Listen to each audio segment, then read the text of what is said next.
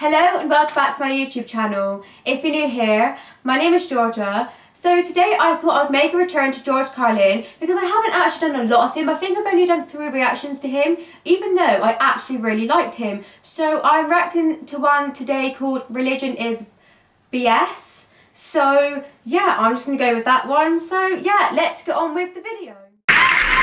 But in the bullshit department, a businessman can't hold a candle to a clergyman. Because I got to tell you the truth, folks. I got to tell you the truth. When it comes to bullshit, big time, major league bullshit, you have to stand in awe. In awe of the all-time champion of false promises and exaggerated claims, religion. No contest. No contest. Religion easily has the greatest bullshit story ever told. Think about it. The thing is with like all this like religion stuff, I can't say I've ever had like a huge opinion on it, whether or not like I believe it, whether I don't. I've always been like very 50-50 with it. Just because I'm like, I can't prove it, but on the opposite point of view, I can't not prove it. Do you know what I mean? I've never really looked into it. I'm just sort of like, sometimes it's nice to have a little bit of belief, but then at the same time I'm like, at the same time I can't prove it. So I think it's just easy to say 50-50 because I'm like, I don't really know. And when I don't really know, I'd say, look, I'm 50-50. I'm not really sure. So yeah. So I'm kind of like intrigued to like see what he has to say about it. I always get intrigued to hear like things about things that I've never really looked into. So yeah, maybe I'll learn something. You never know. Really has the greatest bullshit story ever told. Think about it. Religion has actually convinced people that there's an invisible man living in the sky who watches everything you do every minute of every day. And the invisible man has a special list of 10 things he does not want you to do. And if you do any of these 10 things, he has a special place full of fire and smoke and burning and torture and anguish where he will send you to live and suffer and burn and choke and scream and cry forever and ever till the end of time. But he loves you.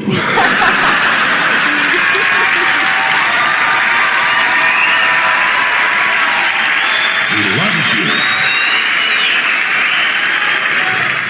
He loves you and he needs money. He always needs money. He's all powerful, all perfect, all knowing, and all wise. Somehow, just can't handle money. That reminds me, I don't think this is really anything to do with like religion or anything, but on the topic of like belief and like wishes and stuff, in a shopping centre that I go to, they have this like sort of fountain in there where you always like throw a penny in and like make a wish. And I've noticed all of the wishes I have made over the years of throwing pennies in have never actually come true yet. If I actually think about it, none of them. But maybe they have and I just haven't noticed yet. But honestly, it kind of upsets me. But then I still have that belief. I still have that thing of one day I'm going to throw that penny in that fountain and it's going to make my wish come true and it's going to be great, you know? Because I feel like sometimes you have to have that little bit of like, not really belief, but just like the fun in like wishes and stuff. You know what I mean? But then I guess they never really come true. But I guess it's like the thought of it's nice, I think. But yeah, I don't know why that made me think of that, but when he said about the money, it made me think of that. I somehow just can't handle money. Religion takes in billions of dollars, they pay no taxes, and they always need a little more. Now, you talk about a good bullshit story. Holy shit.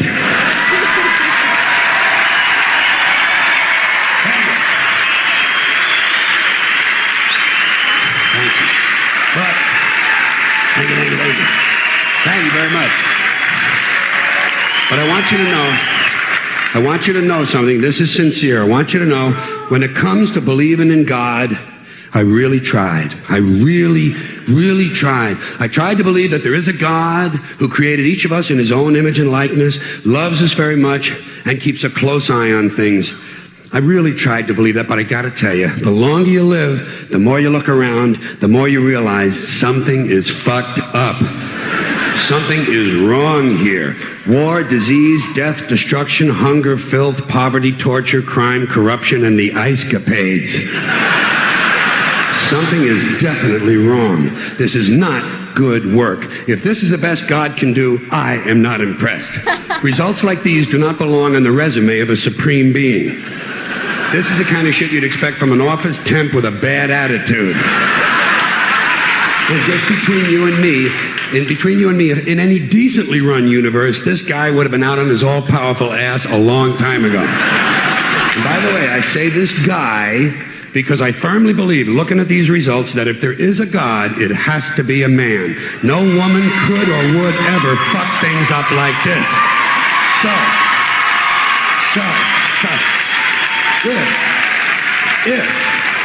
If there is a God, if there is, I think most reasonable people might agree that he's at least incompetent and maybe, just maybe, doesn't give a shit.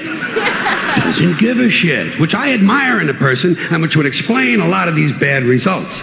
Yeah, maybe he was like, do you know what, guys? I've done enough in creating this world. Whatever you do with it is on you. Whatever happens, I don't care. I'm not going to help you. Do you know what I mean? If he is actually real, that is kind of true. Maybe he just thought he did enough work in, like, creating the place. I don't know. I'm not really sure what my opinion is on it. Give a shit, which I admire in a person and which would explain a lot of these bad results. So rather than be just another mindless religious robot, mindlessly and aimlessly and blindly believing that all of this is in the hands of some spooky, incompetent father figure who doesn't give a shit, I decided to look around for something else to worship, something I could really count on. And immediately, I thought of the sun. Happened like that. Overnight, I became a sun worshiper. Well, not overnight. You can't see the sun at night. First thing the next morning, I became a sun worshiper. Several reasons. First of all, I can see the sun, okay? Yeah. Unlike some other gods I could mention, I can actually see the sun. I'm big on that. If I can see something, I don't know, kind of helps the credibility along, you know? So every day I can see the sun as it gives me everything I need: heat, light, food, flowers in the park, reflections on the lake, an occasional skin cancer. But hey, at least there are no crucifixions, and we're not setting people on fire simply because they don't agree with us. Sun worship is fairly simple. There's no mystery, no miracles, no pageantry. No one asks for money. There are no songs to learn, and we don't have a special building where we all gather once a week to compare clothing. And the best thing about the sun, it never tells me I'm unworthy. Doesn't tell me I'm a bad person who needs to be saved. Hadn't said an unkind word. Treats me fine. So I worship the sun. But I don't pray to the sun. Know why? I wouldn't presume on our friendship. It's not polite. I've often thought people treat God rather rudely, don't you? Asking trillions and trillions of prayers every day, asking and pleading and begging for favors. Do this, give me that, I need a new car, I want a better job. And most of this praying takes place on Sunday, his day off. It's not nice. And I have never actually thought of that before. The thing with the way he performs and stuff is, it's like not your typical comedian show, if that makes sense. Like, he's quite, like, not serious with it, but the topics he chooses are quite, like, he performs in a more serious way to the rest that I watch. Like, the rest are more, like, lighthearted, like, you know, they say their opinions, but it's like a lighthearted, like, yeah, it's just a joke. But I feel like with him, he's very much like, no, this is what I believe. Do you know what I mean? Like, this is what I believe, and I'm telling you this is what I believe, and I'm just, you know, putting a few little funny little quirks in there. But other than that, this is what I believe. And that's what I think I quite like about him. But maybe that's why I don't watch him as much as the others, because, like, the others are more, like, loud and, like, you know, and stuff like that. But I feel like he's more, like, just toned down and, like, here it is. And I quite like that. You know, I might start watching him more. But yeah, I've just noticed that about him. Sunday, his day off. It's not nice, and it's no way to treat a friend. But people do pray, and they pray for a lot of different things. You know, your sister needs an operation on her crotch. Your brother was arrested for defecating in a mall. But most of all, you'd really like to fuck that hot little redhead down at the convenience store. You know, the one with the eye patch and the club foot. Huh? Can you pray for that? I think you'd have to. And I say, fine, pray for anything you want. Pray for anything. But what about the divine plan? Remember that? The divine plan. Long time ago, God made a divine plan. Gave it a lot of thought, decided it was a good plan, put it into practice. And for billions and billions of years, the divine plan has been doing just fine. Now you come along and pray for something. Well, suppose the thing you want isn't in God's divine plan. What do you want him to do? Change his plan? Just for you? Doesn't it seem a little arrogant? It's a divine plan. What's the use of being God if every rundown schmuck with a $2 prayer book can come along and fuck up your plan? And here's something else, another problem you might have. Suppose your prayers aren't answered. What do you say? Well, it's God's will. Thy will be done. Fine, but if it's God's will and he's going to do what he wants to anyway, why the fuck bother praying in the first place? Seems like a big waste of time to me. Yeah, that's the thing. If, like, God is real, what if he is just a really, like, for all we know, he's not that nice at all. Maybe he's, like, really arrogant and, like, because he's got all of this power, which is fair enough, you know, if there is a God, that is the best being in creation, I guess. He created everything. He's the most powerful. But what if he really doesn't care about us? What if he doesn't care? Because surely, like, someone that big and, like, you know, powerful and, you know, cool wouldn't really care about us. Because we're just... But then I guess maybe, like, he would have created the world, so maybe he cares about what he created. Who knows? You know? That's the whole thing with, like, religion, isn't it? It's always the question of, like, who knows? Do you know what I mean? There's always that lingering question, that lingering doubt. Is it real? Isn't it? You know? And I feel like, in a way, it has this, like, positives and negatives, like everything in the world, you know, because there's so many questions you can ask about it, which is cool. And I feel like it's a very interesting story, you know, like there's a lot of interesting stories with it, and it's very creative. Even if it's not real, it's very creative. You can't deny that. I'm rambling.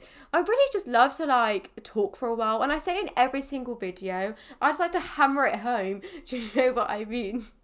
Why the fuck bother praying in the first place? Seems like a big waste of time to me. Couldn't you just skip the praying part and go right to his will? It's all very confusing. So to get around a lot of this, I decided to worship the sun. But as I said, I don't pray to the sun. You know who I pray to? Joe Pesci. Joe Pesci. Joe Pesci. Two reasons. First of all, I think he's a good actor, okay? To me, that counts. I don't think I know who Joe Pesci is. I don't think I know who that is. I don't think I get the joke because I don't think I know who Joe Pesci is. Maybe if I've seen, like, I'm more of like a face person, so maybe if I've seen the person's face, maybe I'd know. But I don't know what it is. Pesci. Two reasons. First of all, I think he's a good actor, okay? To me, that counts. Second, he looks like a guy who can get things done. Joe Pesci doesn't fuck around. Doesn't fuck around. In fact, Joe Pesci came through on a couple of things that God was having trouble with. For years, I asked God to do something about my noisy neighbor with the barking dog. Joe Pesci straightened that cocksucker out with one visit. It's amazing what you can accomplish with a simple baseball bat. So I've been praying to Joe for about a year now. And I noticed something. I noticed that all the prayers I used to offer to God and all the prayers I now offer to Joe Pesci are being answered at about the same 50% rate. Half the time I get what I want, half the time I don't. Same as God, 50-50. Same as the four-leaf clover and the horseshoe, the wishing well and the rabbit's foot. Same as the mojo man. Same as the voodoo lady who tells you your fortune by squeezing the goat's testicles. It's all the same, 50-50. So just pick your superstition, sit back, make a wish, and enjoy yourself. And for those of you who look to the Bible for moral lessons and literary qualities, I might suggest a couple of other stories for you. You might want to look at The Three Little Pigs. That's a good one. Has a nice, happy ending. I'm sure you'll like that. Then there's Little Red Riding Hood, although it does have that X-rated part where the big bad wolf actually eats the grandmother, which I didn't care for, by the way. And finally, I've often always drawn a great deal of moral comfort from Humpty Dumpty. The part I like the best, all the king's horses and all the king's men couldn't put Humpty Dumpty back together again. That's because there is no Humpty Dumpty and there is no God. None, not one, no God, never was. In fact, I'm gonna put it this way. If there is a God, may he strike this audience dead. See, nothing happened. Nothing happened. Everybody's okay. All right? Tell you what. Do you know what I think it is? I just love how much he doesn't really care about what he's saying. He's like, look, this is what I think, I'm going to say it. Who cares? And I love that attitude. I love that attitude on someone.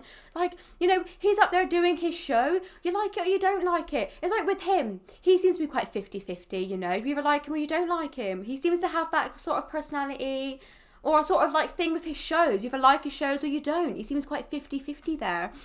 But I like it. I'm on the like side. I quite like his shows. I do. I mean, I haven't really found one yet that I'm like, oh my God, this is terrible and so unfunny. So I guess so far he's doing great. Nothing happened. Nothing happened. Everybody's okay. All right? Tell you what. I'll raise the stakes. I'll raise the stakes a little bit. If there is a God, may he strike me dead. See? Nothing happened. Oh, wait. Got a little cramp in my leg. And my balls hurt. Plus, I'm blind. Oh, now I'm okay again. Must have been Joe Pesci, huh? God bless Joe Pesci. Thank you all very much. Joe bless you. Thank you very much. I appreciate it.